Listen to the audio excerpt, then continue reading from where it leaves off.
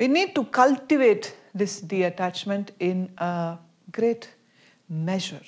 And a great effort is required to cultivate this kind of detachment, and that is detachment from our mind, because our mind has this tendency, this great tendency to be attached, to hold the things, and to hold it in such a way that it won't leave it. It won't. It fixes up like a glue. Good thought, bad thought. Sometimes we are glued to a bad thought, and sometimes we are glued to a good thought, and then we don't know how to detach ourselves from that thought. And once this fixation happens, and this inner fixation is so subtle that no one knows, even you don't know that you have got this fixation. No one else can point out about this kind of identification which we have with our own mind and with the thoughts of the mind.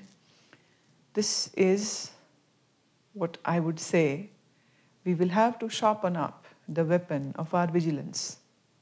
We really have to be vigilant, because mind will very easily settle down in this booby trap of attaching oneself with the thought.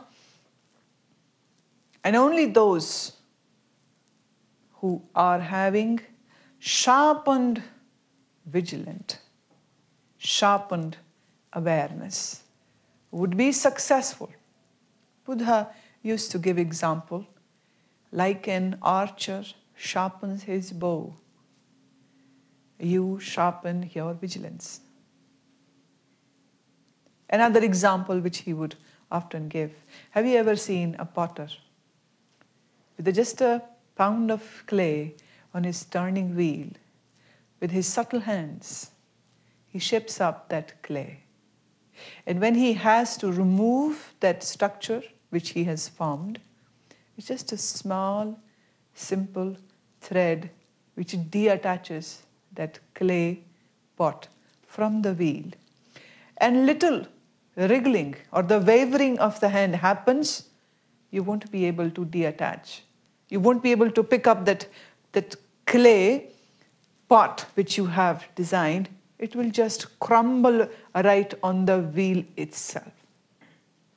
The subtleness, the sensitivity of a potter's hand. Buddha used to say, you will have to cultivate this kind of vigilance, this kind of attentiveness, this kind of awarefulness. That's thin thread of your vigilance should be able to detach the thought from you, from the mind. He would often say, as a bowman targets with his alertness and doesn't miss the bull's eye, sit with that same awarefulness and attentiveness and don't miss the bull's eye. And over here, the bull's eye is you. So you have to target the awakeness, the attention to yourself, to this watchfulness. And you cannot let the mind take over. Now this game is very subtle, very subtle. And you really have to have the great sensitivity to do that. To do what? To separate yourself from the mind. A good thought comes, you will very easily identify with the good thought because goodness is good. Thinking good is good. Thinking about God is good. Thinking about the Guru is good. So let's think. Let's get identified with it and let's just throw ourselves into that stream of thoughts which our mind will create. But over here, we need to be vigilant. Let this good thought also pass. Let this bad thought also pass. And then you be sheer empty and complete in this emptiness, in this shunyata. Because in this very shunyata, the samadhi happens. The ultimate experience. The first ever glimpse. And once you have dived so deep in meditativeness, that from now on, you won't remain the same person what you were. You are changed. Let me again bring the story of Buddha when after his enlightenment, when he entered a village to preach, to teach, and he was looking for those 5 sadhus who had left him, who had vowed to be with him and attain nirvana together. But seeing him eating food brought by Sujata, they got angry. They said, "You are no more any austere tapasvi. You are no more a mendicant now. You have taken to the sensory world of eating. You are no more a great renunciate, what we thought you were." He wished to seek his followers, his friends. And when he entered the village, people saw the face of Buddha. And they were taken aback. What a face! And they asked, "Are you a god?" He said, "No." Another old man from the crowd yelled, "Answer me, are you an angel who has come down from the sky?" Buddha smiled and he said, "I am not a god, I am not an angel, I am just awakened. I am just the awakened one." This is the beauty of the spiritual world. This is the beauty of this glimpse which happens in that such deepest core of your consciousness that you had it within, but yet it will be seen, it will be visible by others. The sheer peacefulness of your inner begins to pour down to all those bystanders who by chance or accidentally or knowingly will come to you. They would be able to feel the sheer emptiness or sheer fullness, whichever way you wish to take it. They would be able to experience that there is something which is different now. Meditation leads us from sleep to this wakefulness, from mindlessness to mindfulness, from the sheer emptiness of the mind to sheer emptiness from the mind. Now there isn't any mind which will bother, because you would have seen that mind is nothing more than a shadow. And if you dig deep into a shadow, you won't find any skeleton in the shadow. And mind is just a shadow. So we don't have to fight with the shadow. Shadow does not have any substantial physical being or presence. The one who is present, mind is just a shadow of that. So be away from the shadows of the mind. Be away from the mind. This experience is so deep and so profound that no words ever can explain it. How much articulate a speaker might be.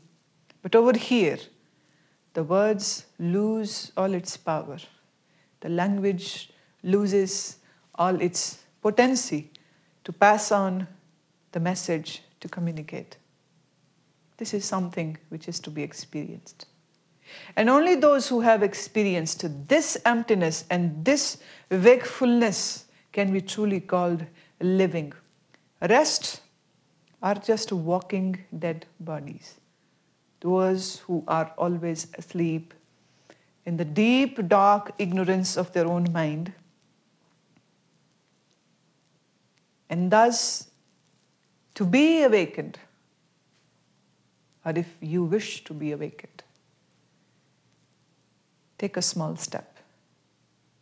Start meditating. Don't read about meditation. Don't discuss, because there is nothing to discuss. But it is everything to experience. Don't bring your thoughts that what it means to meditate. We don't need to think about meditation when we can easily meditate.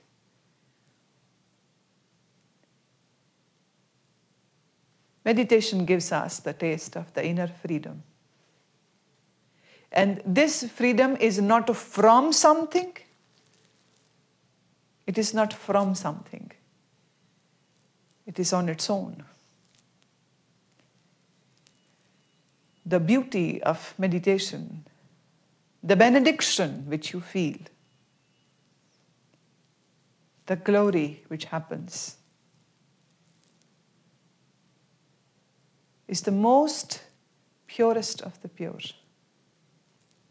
So if you wish to see the purity of the beauty, meditate. If you wish to see the purity of the freedom, meditate.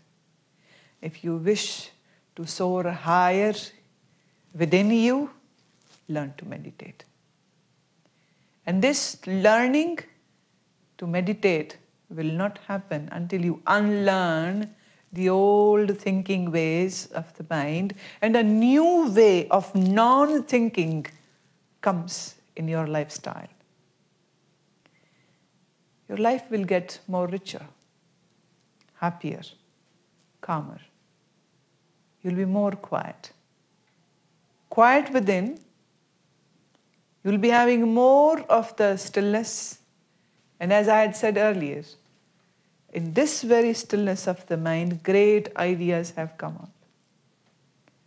But when the mind is totally in the flux of the thoughts, what we have is just a rubbish. It's just a garbage. Nothing useful comes out of that mind, which is always obsessively thinking. And we have taken to it that mind is an instrument with which we just think and think and think, and we don't even have a single clue that mind is meant to experience the no mind. And this no mind makes you a greater, a wisdomful, a man or a woman of knowing, not of knowledge. So we shouldn't be wasting our time in talking. Let's meditate. Now. Just now. Be silent. Be observant. Now of the body in which you are. The mind which is right up close to you. And your surroundings. Just be aware. Just be observant. Come in this now.